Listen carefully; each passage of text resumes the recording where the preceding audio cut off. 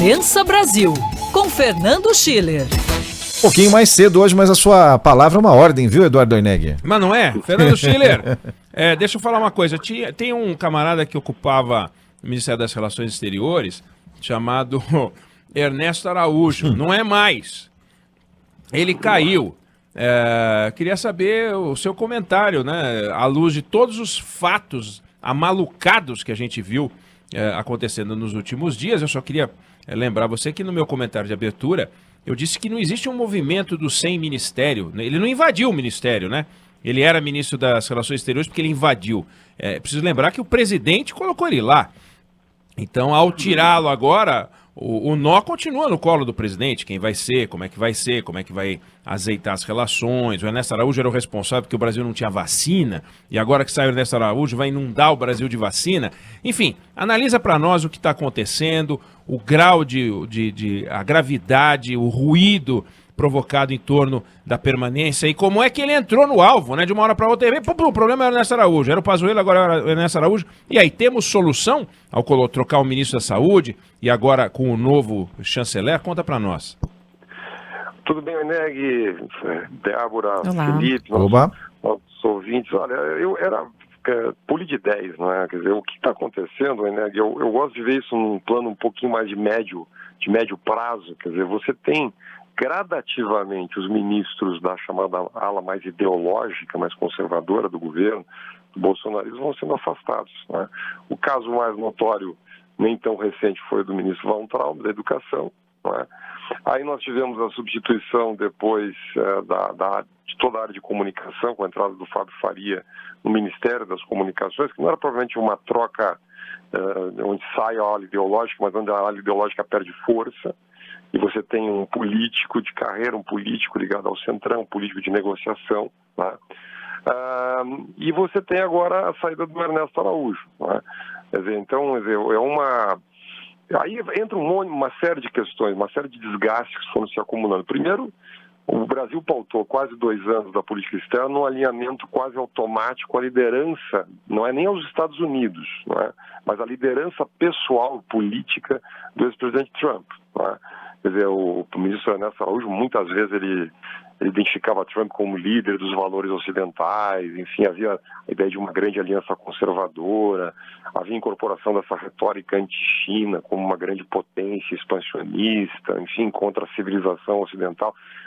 Teve uma reunião que eu acompanhei particularmente, foi uma reunião do Ernesto Araújo com jovens diplomatas brasileiros, onde ele dizia o seguinte: olha, nós não vamos apenas vender produtos, né? Nós vamos vender um conceito, quer dizer, o país não vende a sua alma. Quer dizer, então, a diplomacia brasileira, na visão dele, deveria ir muito além do aspecto pragmático, comercial, enfim, que na verdade faz parte um pouco do histórico do Itamaraty. O Itamaraty sempre se pautou por ter um perfil low profile, né? Chamado, quer dizer, um perfil multilateralista. O que é o multilateralismo? Ou seja, você não tem alinhamento automático na política externa brasileira.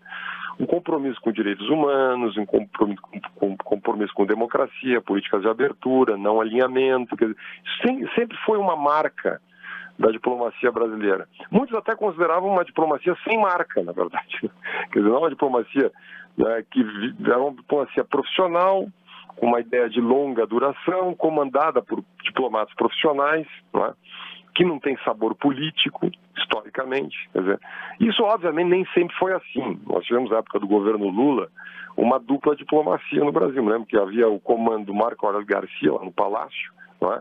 Que fazia relações ideológicas com o bolivarianismo, com a esquerda latino-americana, com a esquerda africana, com Angola, Moçambique, e lá no Celso Amorim, que fazia a diplomacia mais tradicional, não é?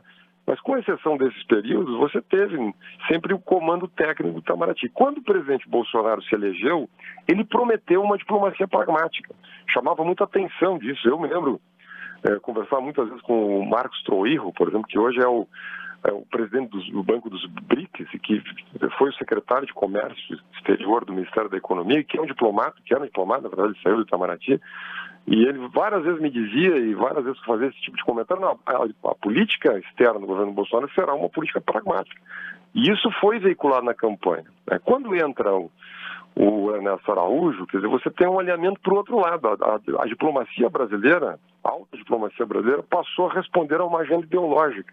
E vamos ser claros, não pode isso. Porque isso contrasta primeiro com a força e a postura do Brasil no plano internacional.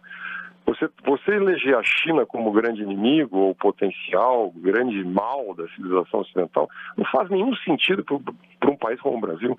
Primeiro que o Brasil não é uma potência, o Brasil não decide nada no plano internacional, o agronegócio brasileiro depende em grande medida da China. Nós agora dependemos em grande medida da China na importação de insumos para a produção de vacinas. Quer dizer, a China é o maior mercado potencial, o maior mercado brasileiro e o maior mercado potencial brasileiro para produtos brasileiros. Então isso não faz absolutamente nenhum sentido. E obviamente agora entrou o tema do 5G. Não é? E o Brasil precisa tomar uma decisão. E claramente existe uma propensão no Congresso brasileiro, e aí foi o conflito final com a senadora Cátia Abreu, no sentido de que o leilão brasileiro seja aberto. E onde valha, né, ela já defendeu publicamente isso, o critério de preço e qualidade. Tá?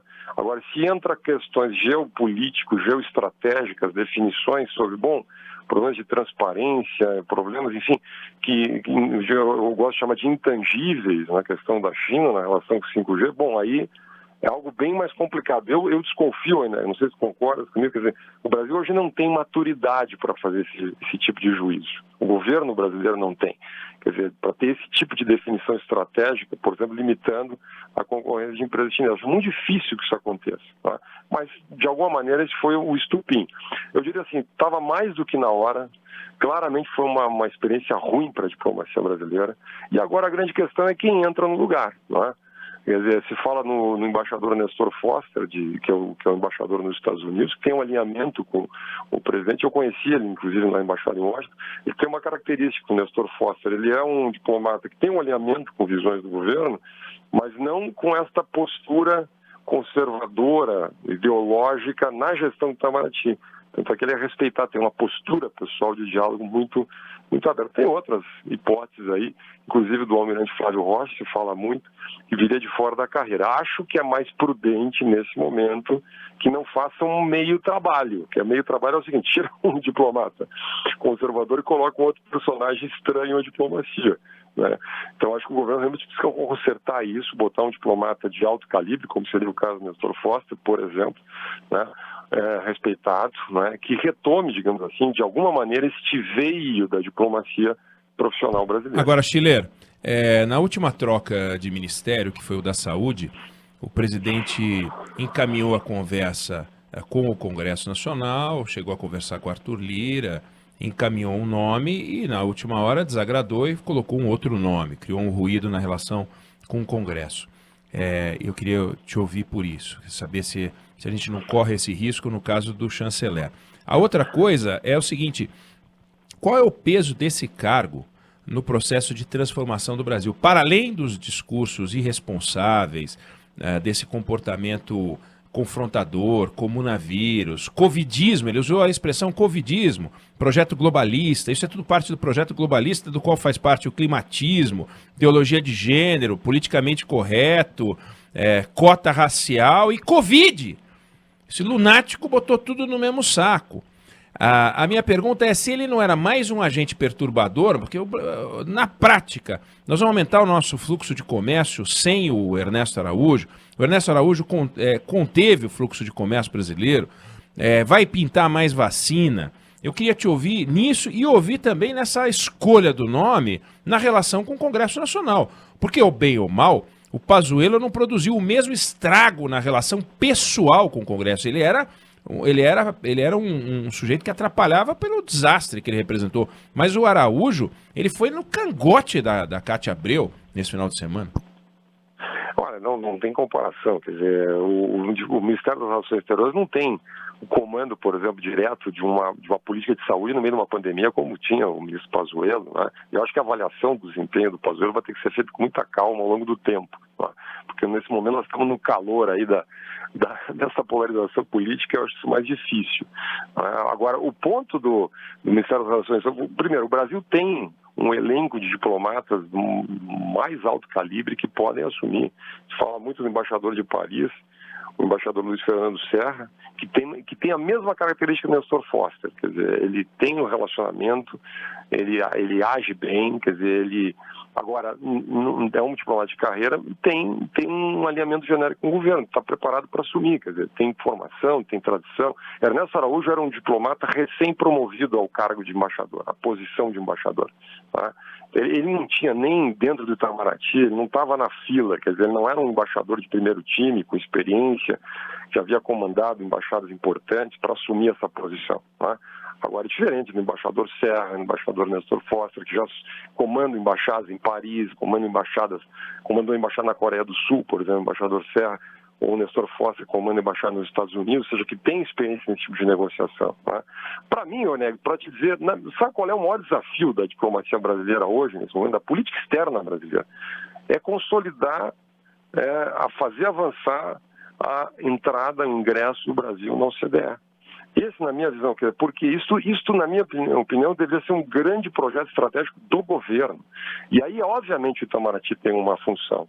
Precisa melhorar as relações na Europa, precisa identificar o Brasil, engajar o Brasil na agenda global. Aí entra o tema Amazônia, aí entra o tema direitos humanos, aí entra uma série de questões ligadas especialmente ao meio ambiente.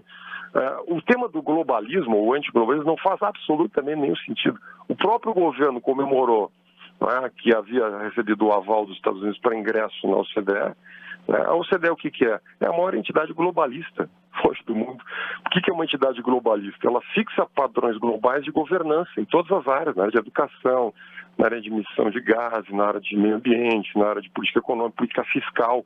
É quase como se você tivesse uma entidade global monitorando políticas públicas no Brasil. Por exemplo, esse orçamento criativo que nós aprovamos semana passada seria pessimamente vista pela OCDE, por exemplo, essa maquiagem fiscal. Mas então, e seria ótimo para o Brasil ingressar num clube como esse. O único país da América do Sul que está no clube é o Chile. E não é à toa que vai bem o Chile, né? Historicamente vai bem, que pese todo o conflito social nos últimos anos, mas é um país cujos indicadores, a gente está vendo agora no próprio desempenho da vacinação, é um país que vai bem, né? Então, quer dizer, o Brasil deveria, e para fazer isso, precisa do Itamaraty, obviamente, abertura comercial, resolver esse imbróglio do Mercosul. Essa última reunião do Mercosul foi lamentável, absolutamente lamentável, era quase como fechar as portas. Eu assisti um pedaço da reunião, o presidente Bolsonaro ficou um pedaço da reunião, foi embora. Depois houve uma altercação entre o presidente do Uruguai e o presidente da Argentina, e terminou melancolicamente a reunião. O acordo do Mercosul com a União Europeia, parado, o acordo comercial.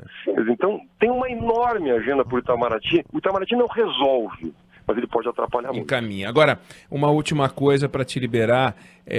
O Ministério da Saúde tem um desafio sanitário, no entanto, caiu o ministro quando ele brigou com o Congresso. O Ernesto Araújo tem um desafio internacional, no entanto, ele caiu quando brigou com o Congresso. Tá estranho isso, não? Não tem um ruído esquisito aí? Olha, esse é um ponto extremamente interessante. Inclusive, a gente conversava no canal Livre com o ministro Gilmar Mendes, né? O ministro Gilmar Mendes tem um projeto do semipresidencialismo ou semiparlamentarismo. A verdade que nós estamos vivendo hoje é quase que um parlamentarismo informal. Quer dizer, realmente, quando você vê o presidente do Senado coordenando uma reunião com governadores para lidar com a pandemia, né?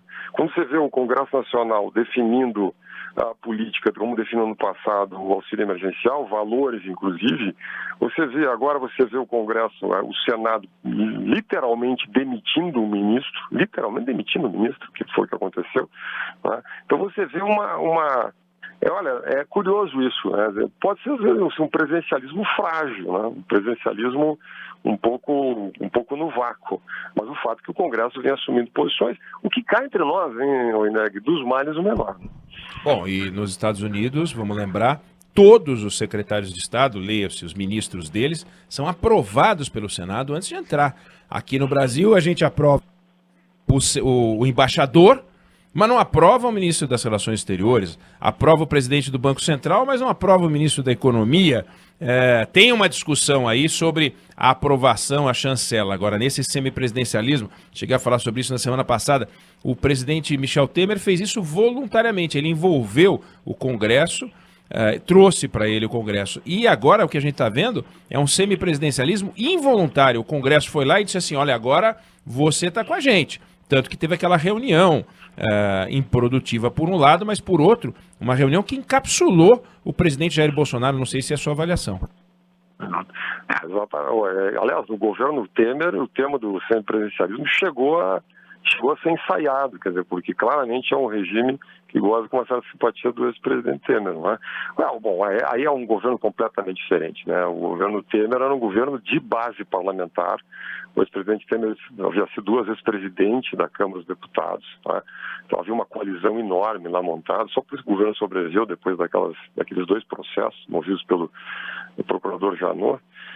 Enfim, mas era um governo de base parlamentar que tinha exatamente essa preocupação. Eu vou até arriscar dizendo o seguinte, o presidente Bolsonaro vai se parecendo cada vez mais com o presidente Temer. Né? Não sei se o presidente Temer vai gostar muito dessa minha frase. Essa é a sua comparação. Não sei se ele vai gostar muito da minha frase.